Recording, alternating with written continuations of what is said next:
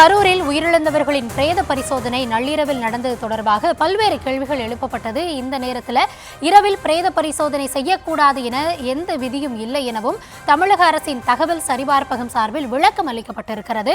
இது குறித்த கூடுதல் விவரங்களோடு இணைகிறார் எம்முடைய செய்தியாளர் மதியழகன். தொடர்ச்சியாகவே இந்த இரவு நேரத்தில் அட்டாப்சி பண்ணிட்டாங்க, இது பண்ணலாமா அப்படின்ற கேள்விகள் பலவாறு எழுப்பப்பட்டு வருகிறது. சற்று முன்னதாக தாவேக தரப்பு வழக்கறிஞரும் அந்த கேள்வி எழுப்பியிருந்தார்.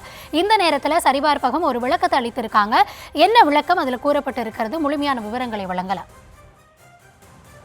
கரூரில் உயிரிழந்தவர்களுடைய உடல் இரவோடு இரவாக பிரேத பரிசோதனை செய்யப்பட்டு அவருடைய உடல் ஒப்படைக்கப்பட்டது. இந்த நிலையில் இந்த நடவடிக்கைக்கு பல்வேறு தரப்பினர் தொடர்பாக கேள்வி எழுப்பியிருந்தார்கள். குறிப்பாக மாலை 6 மணிக்கு மேல் பிரேத பரிசோதனை செய்யக்கூடாது என்ற விதி இருக்கக்கூடிய நிலையில் எப்படி இப்படி செய்தார்கள் என்ற ஒரு கேள்வி எழும்பியிருந்தது. இந்த நிலையில் இது தொடர்பாக தற்பொழுது தமிழக அரசினுடைய தகவல் சரிபார்ப்பகம் விளக்கம் ஒன்றை அளித்திருக்கிறது.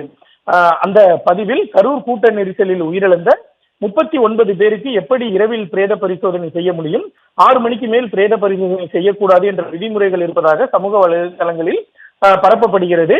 2021 நவம்பர் 15ஆம் தேதி மத்திய சுகாதாரத்துறை வெளியிட்ட அலுவலக குறிப்புரையில் இரவு நேரங்களில் பிரேத பரிசோதனை செய்யலாம் என்றும் அதற்கு விதிமுறைகளும் அறிவிக்கப்பட்டுள்ளன. இதற்காக மருத்துவமனையில் பிரேத பரிசோதனை செய்வதற்கான கட்டமைப்பு வசதிகள் இருந்தால் போதுமானது என்று குறிப்பில் தெரிவிக்கப்பட்டுள்ளது. சட்டம் ஒழுங்கு பிரச்சனை ஏற்படும் நிலையிலும் இரவில் பிரேத பரிசோதனை செய்யலாம் என்றும் குறிப்பிடப்பட்டுள்ளது. ஆனால் இரவு நேரத்தில் பிரேத பரிசோதனை செய்ய முடியாது என்று சமூக வலைதளங்களில் தவறாக பரப்பப்படுகிறது என்ற ஒரு பதிவை தமிழ்நாடு தகவல் சரிபார்ப்பகம் குறிப்பிட்டிருக்கிறது. அது மட்டுமல்லாமல் இது தொடர்பாக மத்திய சுகாதாரத்துறை அமைச்சகம் அந்த குறிப்பையும், அதாவது அவர்களுடைய அந்த அறிவிக்கையும் இணைத்து இந்த எக்ஸ் தளத்தில் இந்த பதிவானது பதிவு செய்யப்பட்டிருக்கிறது.